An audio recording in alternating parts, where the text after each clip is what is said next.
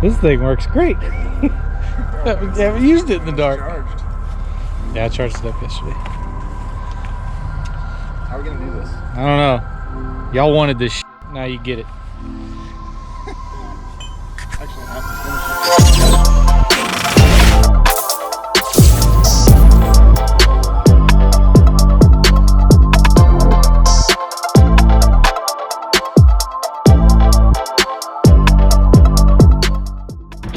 So we've got David's 530 over here at the shop.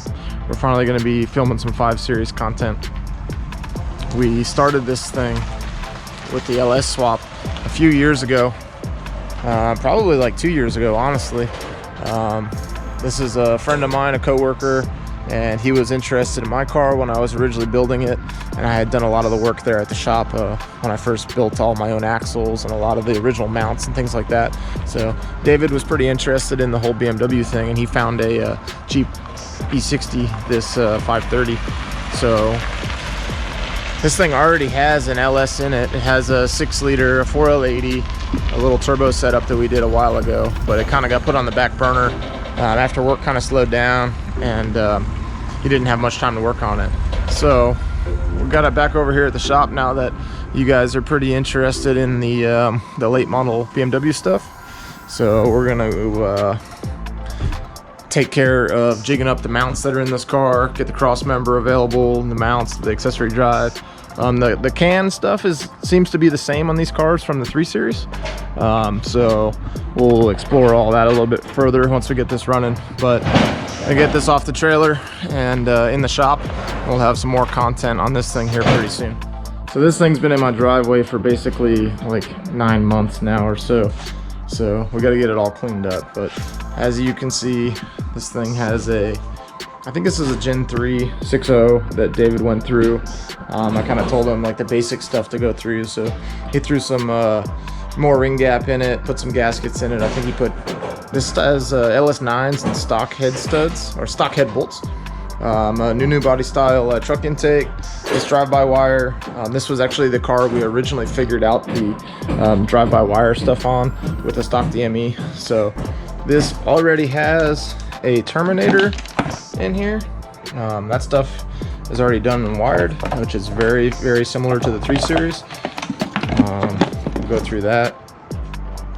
This thing has a turbo setup that's very similar to my car as well.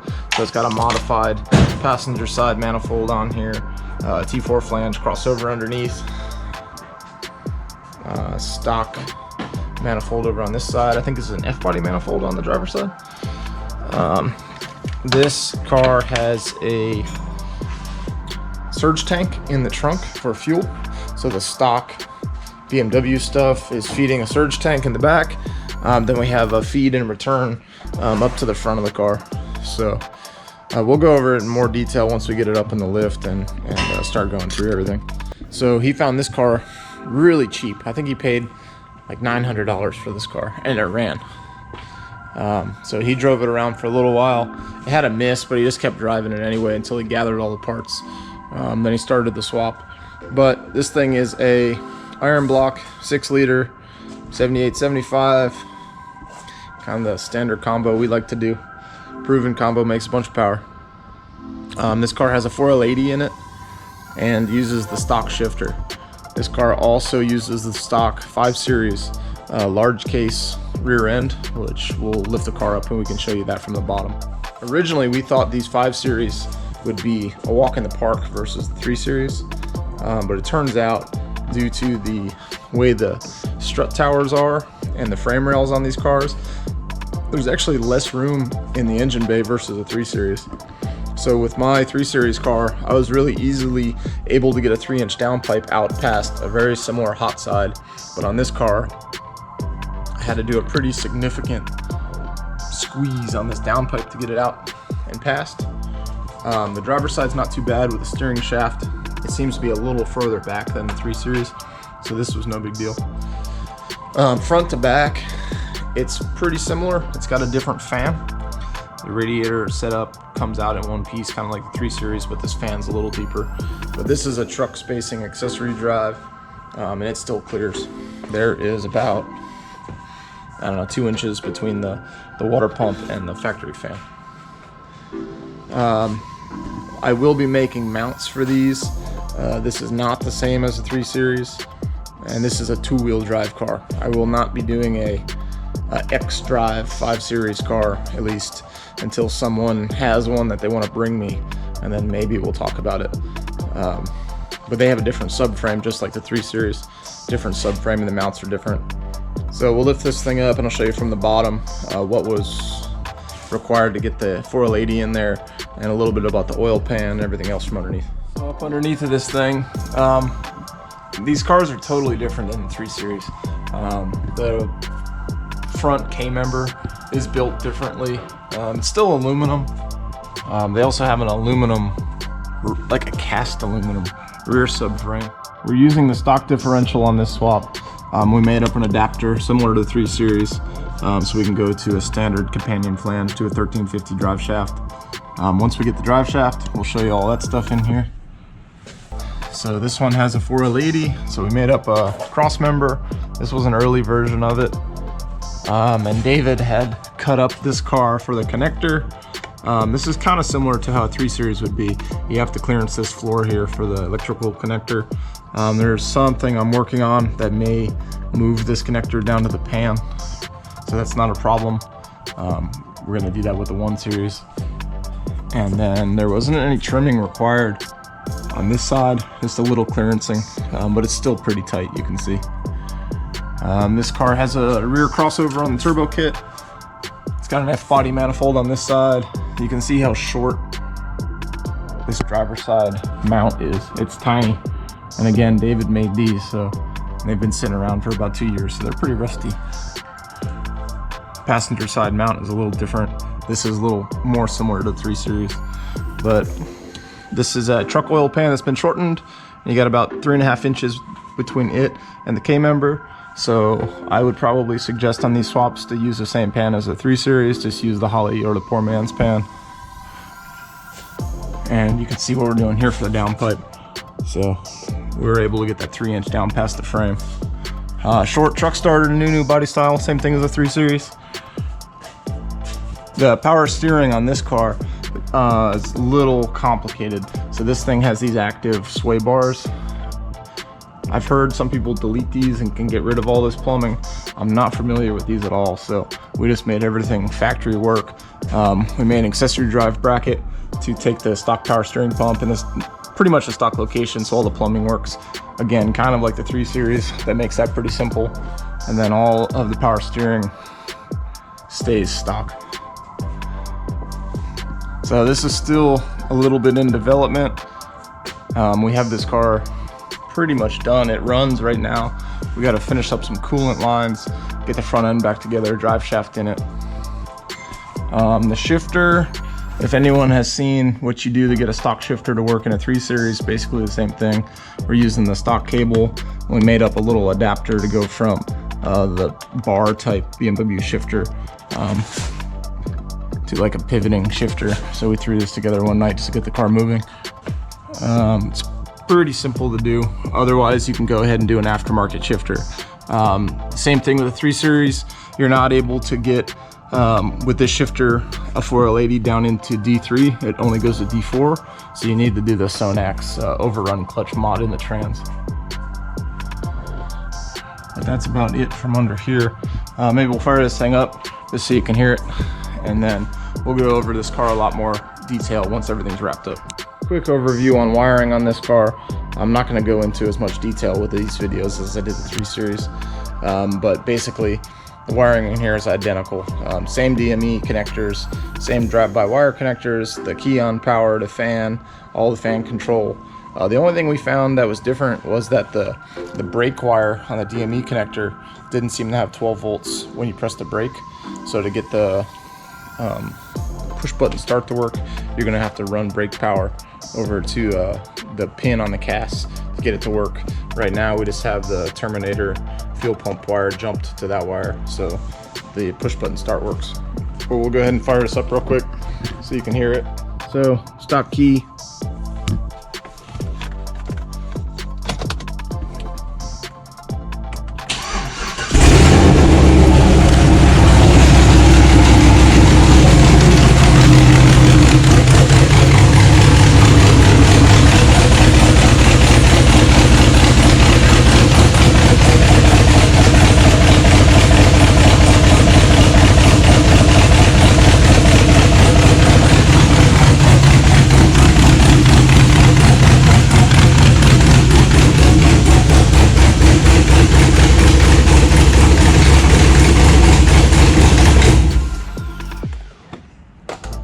This thing makes a whole lot of noise right now because these EGR ports on these F-body manifolds we have just kind of temporarily blocked off. But car starts and runs, wiring's the same, pedals the same. So once this thing is fully up and running, we got a drive shaft on the way for it. We got to finish up some plumbing for the radiator. We'll do some more videos of it ripping around. David out enjoying it. Should be a really fun car with the 80, the turbo. He's just running a single Walbro 450 and a surge tank. So it'll probably make maybe 500-600, something like that, but it should be a really fun car. Here. The last time you saw this car, we were out at the track trying to make a couple quick passes. We didn't really have a very successful day. We only made one good launch. We didn't get a time on that slip.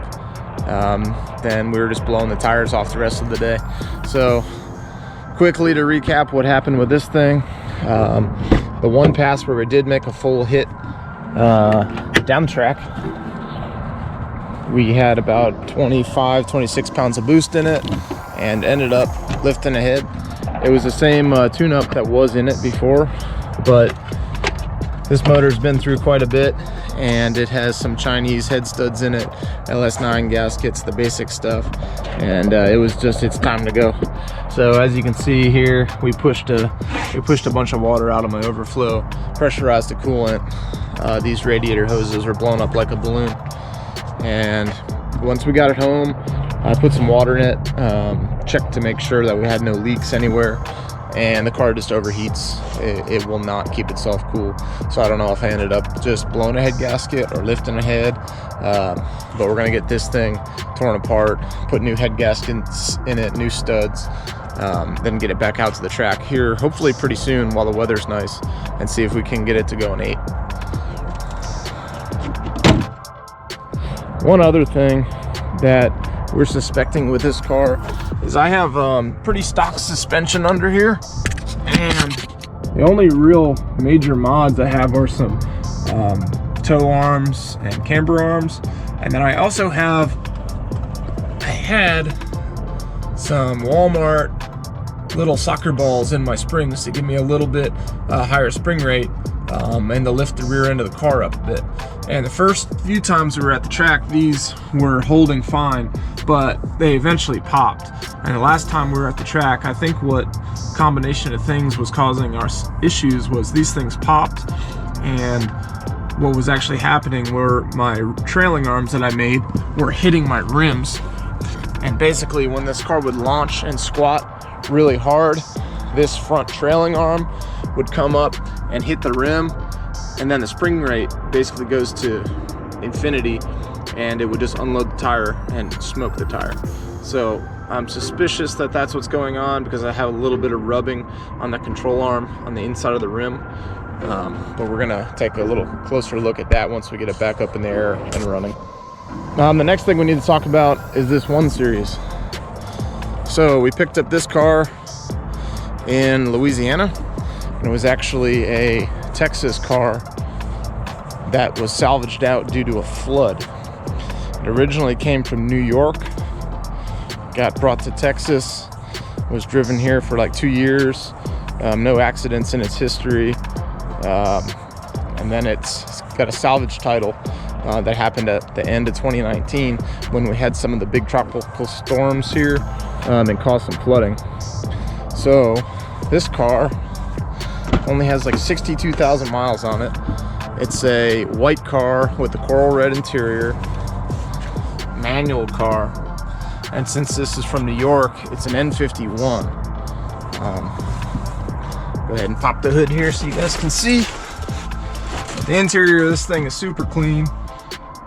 Single hump dash, no display, manual. Everything's in really nice shape. That's the one reason I wanted to pick this thing up. So when we first got this, it was not running, but there was a few wiring. Looks like a rat had got in here at some time, and some of these injector wires were all chewed up. So I quickly replaced some of the injector connectors, threw some plugs in it, some coils, and it ran. And I drove it around, ran just fine, until recently the battery died, and now the throttle pedal is unresponsive, and I have TPS codes, throttle body codes, throttle codes, all sorts of stuff to do with that. So I'm not sure if maybe the pedal's bad or the throttle body's bad, but I'm not really going to diagnose that any bit more, waste any time on it, since this is all going to be coming out. So long as the pedal works, it'll work with the LS. So this is the next car that we're going to be doing some swap videos on, and we're going to be trying to do a few more things in detail that we kind of brazed or quickly glazed over on Frank's car. So this one will have AC. This is going to be getting an automatic. It's going to be getting a 4L80. So we're going to be retaining the stock shifter. Obviously we're going to get a BMW automatic shifter to go in here. All that'll be stock functionality there. It's going to get a 6-liter. It's going to be an NA build. So one thing I'm really looking forward to with this car is being able to develop some long tube headers. That's one thing that's kind of lacking in this market right now. Or the NA guys are stuck with either using stock manifolds or CX Racing headers, which are decent, but they're an 1 3/4 primary and they're a mid-length, which isn't really ideal. So what I'd like to do is get some 1 7/8 long tubes. We know that size works well with LS's. There's lots of combinations with 1 7/8 long tubes that work really well. So I'd like to get those out and available for the guys that are going NA or staying blower or something like that. So we'll be doing that with this car and getting those products out to you guys. But this one should be really fun. Look forward to this thing being a high revving 6-liter NA car. My wife is actually going to be driving this, and she'll be in some of the videos helping with the swap. So I'd like to get her involved and try to show people really just anybody can do it. Trying to make these videos as simple and as complete as possible. So even though the old black car's hurt, still get in here, fires up, no problem.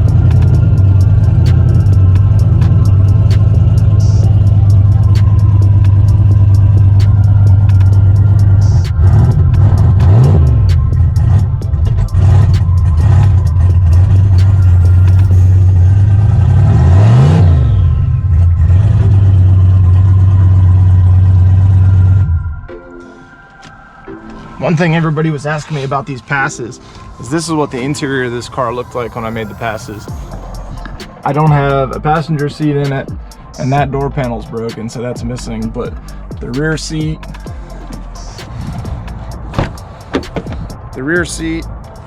the front seat, everything in there is complete. So it's not really a gutted car, just missing a few things: center console, the seat, and that door panel. I think even all the trunk plastics are in here still. Yeah, basically all the trunk is still in here. Used to have water meth, still got a water meth bottle. All the stereo stuff's here. Stock size battery. All that stuff's still here. So the way this car sat like this, it weighed about 3,400 pounds without me in it. So that'll give you guys a pretty good idea on how much power it was making when it was trapping 147. So hopefully we can knock some time off the short time and get this thing into the 8s with that same amount of power.